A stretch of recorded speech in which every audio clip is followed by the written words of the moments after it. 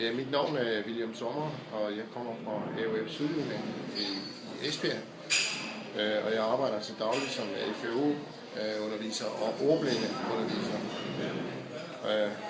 Og jeg er i den lykkelige situation, at jeg er blevet sendt herover for at være med i år 12. Jeg hæftede mig ved, at der ikke er så forfærdeligt mange mænd med her på den her konference. Og det tror jeg er det er et ganske normalt fænomen, at det forholder sig sådan inden for undervisningsbranchen som sådan. Der er det jo på nuværende tidspunkt sådan, at der er flere kvinder, end der er mænd på området. Og hvorfor er der så det? Jamen det kan der være rimelig mange årsager til. En af årsagerne, det kunne jo være, at det er blevet sådan mere, hvad skal vi sige, mere attraktivt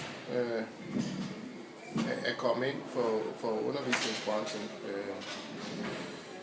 fordi at det er i mange sammenhænge, der er det sådan et trygt og stabilt job, og der er meget, meget stor sandsynlighed for at blive i jobbet.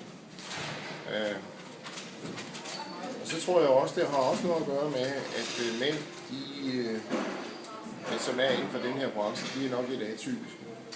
At forstå på den måde, at skal jeg sige, de er nok ikke særlig karriere-minded. Det tror jeg bestemt ikke, det er sådan, det forholder sig.